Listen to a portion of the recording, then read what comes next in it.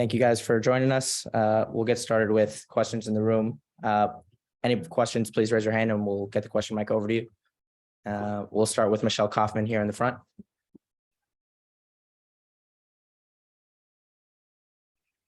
Hey, Phil, I guess if you could just summarize, what do you get? What did you learn from this game? You know, you have a week now to get ready for the next one. What can we deduce from what you saw out there today? Well, I was really pleased with the with some of the play and the quality and the chances that we created, the enjoyments in which they played football.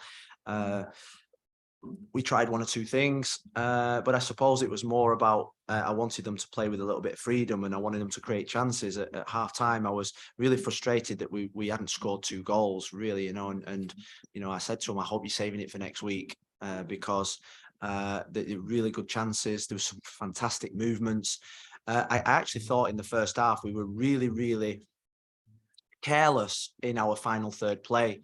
I thought there was good structure, and then once we got onto the back line, I thought we were really careless and we give too many balls away, which then meant it was a bit of a transition game. So, but second half they played well and they played with enjoyment, and when they play with that freedom, enjoyment, I enjoy it, and so now the talking's over. Really, we're now into the real deal.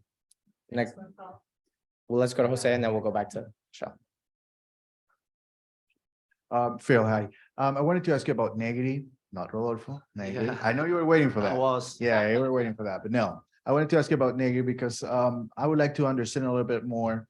What are you trying to do in terms of how can the team help him defensively? Because I noticed that he moved forward a lot and he was very good moving forward, but there was some room behind. What's the plan as he moves forward tactically? How do you plan to help him out defensively? Well, I think I go back to what I just said to Michelle is that when we do get forward, we need to maintain the possession in the final third. And, Negri gets forward, plays a ball inside, then we give it away. And then you think about the space behind. The space is being created because of our lack of, I'd say, quality sometimes in the final third or decision-making more than quality. So I'd say that a lot of the transitions we suffered against was because we give the ball away in situations where we didn't secure the next pass. We won the ball, we didn't secure the next pass, which then meant that it was a bit of a transition type game, and which then means that the space is in behind our fullbacks or our midfield eights. Back to Michelle and then to Franco and then Ian. Would you mind just sort of evaluating the new guys, meaning Pizarro, Stefanelli? You talked now about Negri and Christoph, those 3. Yeah, I thought Sergi, Christoph, I thought he brought some composure to the back 4. I think it helped. Chris McVeigh's performance was probably his best performance of pre-season today. He's got great experience. He's only trained 3 days since the New England game, so he's still playing catch up there. So there's more to come from him, but I think he's got real leadership qualities, and it gives the team some composure. Negri, we had to bring off at halftime with a knock, precaution. So we're really happy with him. He's got great energy going forward. I think he's going to be a real good attacking left back. Stefanelli, I think, is going to be a real good player. I think I've said it in many press conferences. I think that once the sharpness comes and that touch comes and the connections with others, I think we're going to see a real good player. Is he new? He's not new. Yeah, well, I think you look like he looked like he enjoyed his football. He looked like he played with freedom. He played with a smile on his face, and that's what we've seen all pre-season. And I suppose the one thing that we're asking from him is goals, and he scored a goal today that was sensational. And that's the next piece. If you're going to be that type of player in the system that we're going to play, you have to produce those moments of quality, and he did that. But I like more his attitude and his body language and his behaviours, because I think the rest will come.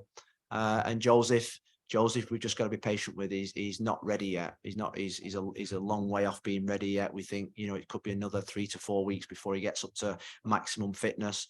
But there is something there that tells you he's going to score goals. He had a chance, probably a 2 in the first half, that a sharper Joseph would have scored. And we know that he's going to score goals.